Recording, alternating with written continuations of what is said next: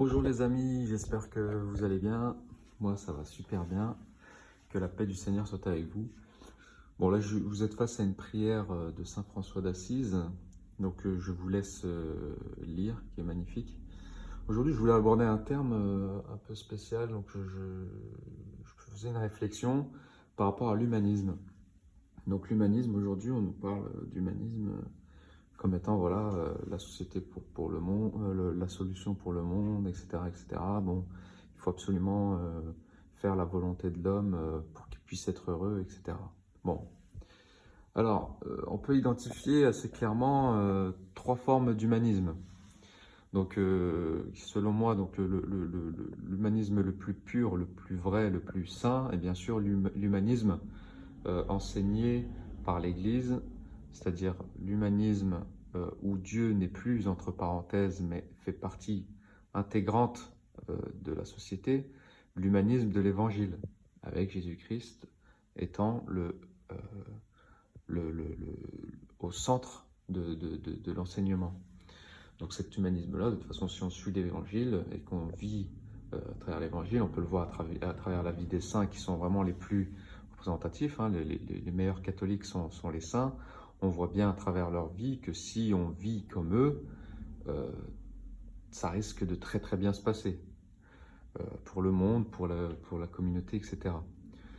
Donc cet humanisme-là, c'est le vrai humanisme, c'est le plus beau.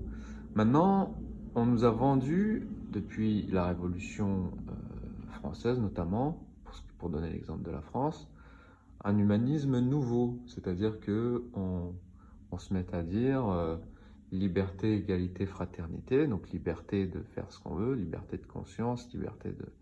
Enfin voilà, la liberté tout court, liberté de la presse, hein, donc liberté de raconter des bêtises, liberté de propager l'erreur, liberté de dire n'importe quoi. Donc voilà, la liberté hein, qu'on nous enseigne.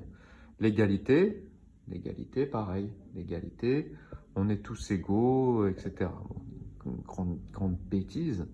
Bien sûr on n'est pas égaux, on n'est pas égaux. Il y a des gens plus intelligents que d'autres, il y a des gens qui sont patrons, il y a des gens qui sont ouvriers, il y a des grands, il y a des petits, il y a des moches, il y a des beaux. On voit bien que l'égalité, telle qu'elle est enseignée, n'existe pas en fait. C'est un dogme purement, purement utopique.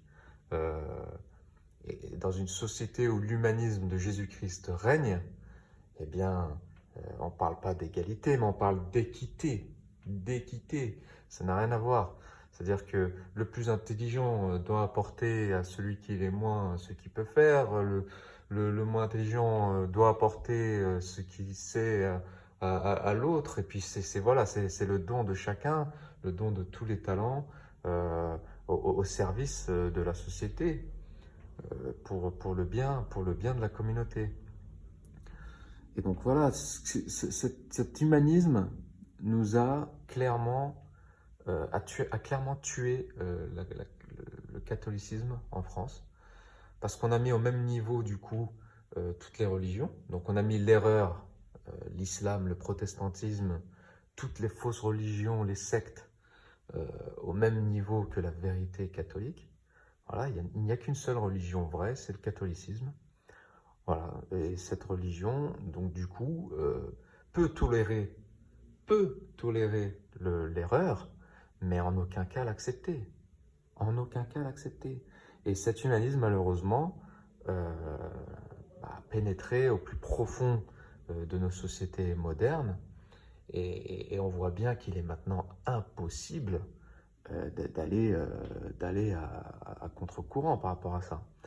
Pour dire, il serait impossible aujourd'hui d'aller dire à l'État, mais écoutez, on ne peut pas laisser faire l'islam, on ne peut pas laisser faire le protestantisme, on peut pas, l'Église ne peut pas se dire égale aux autres religions, sinon on n'est plus catholique.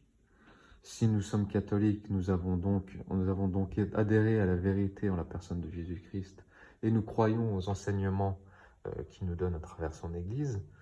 Donc, et nous savons que c'est la solution pour le monde, la solution pour notre salut éternel. Donc c'est un sujet qui n'est surtout pas à prendre à la légère. C'est quelque chose qu'il faut préserver, et c'est pour le bien de la planète entière. Mais non, aujourd'hui, liberté de culte, liberté de presse, voilà, liberté de faire n'importe quoi. On a bien vu les conséquences. Euh, la liberté de l'homme l'a poussé à vraiment... Parce que lorsque l'on laisse la liberté de raconter n'importe quoi, c'est parfois pire que de laisser des assassins en pleine liberté. Les idées diffusées, fausses, qui mènent à l'erreur, on parle là de la damnation de l'âme éternellement. Donc moi je ne sais pas si on prend ce sujet-là au sérieux, la vie éternelle. Moi je pense que ça vaut quand même le coup d'y s'intéresser et de faire attention à ça, quoi. Et là aujourd'hui, plus récemment, on nous parle maintenant d'humanisme théologique.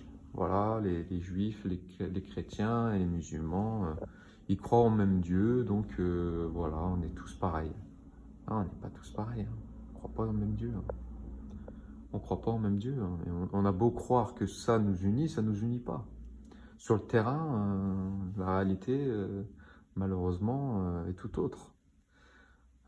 L'islam ne véhicule pas les mêmes mœurs que le catholicisme, hein, je suis désolé. Voilà. On n'est pas du tout sur la même longueur d'onde, mais on est même opposés. On n'a pas le même Dieu. Nous, notre Dieu, il est trinitaire. Et Jésus est fils de Dieu, notre Seigneur. Voilà. Dans l'islam, c'est pas le cas. Donc, par définition, on n'a pas le même Dieu. Donc, arrêtons de se voiler la face. Donc, la solution, mes amis,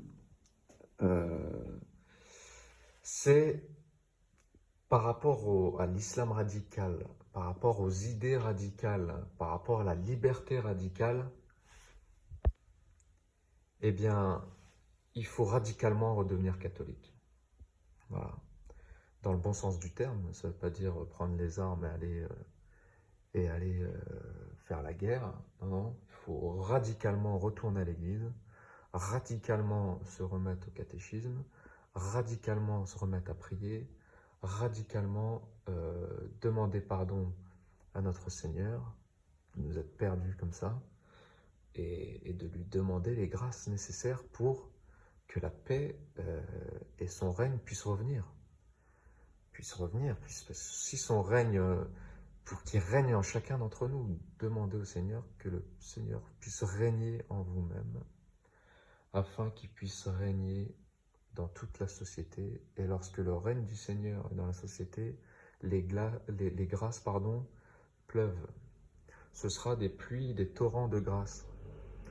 Voilà, mais tant que... Voilà, donc là, notre rôle, en fait, aujourd'hui, on sait très bien que ce n'est pas le gouvernement qui va nous sortir de là. On voit bien. Donc là, il faut clairement demander l'aide de Dieu. Il faut demander l'aide de Dieu et retourner radicalement vers Dieu et vers l'Église. Voilà, vous verrez le trésor que c'est. Donc là, j'appelle même pas que mes amis musulmans, parce que maintenant, ils ont compris que... ils ont compris ou pas, mais que la solution pour le monde n'est pas du tout l'islam.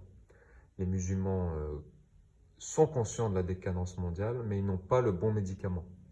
Le bon médicament contre tous ces complots, comme vous en êtes conscients, contre tout ce libéralisme incroyable qui nous emmène à la dérive, le médicament, ce n'est malheureusement pas l'islam, c'est Jésus-Christ, c'est l'Église catholique. C'est ça le bon médicament. Voilà, que vous le vouliez ou pas, la vérité c'est Jésus. Donc c'est lui le médicament, c'est pas l'islam. Voilà, donc je vous invite à changer de médicament. Vous êtes un terreau de croyants, vous les musulmans, et c'est une grâce énorme déjà de croire en Dieu.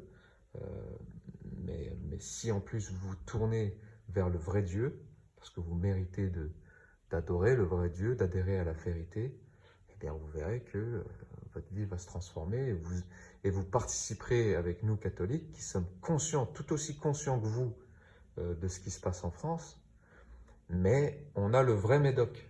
Donc on vous invite à prendre de vrais médicaments et à vous allier avec nous. Voilà. Eh bien, chers frères et sœurs, je vous souhaite une très bonne journée et à très bientôt.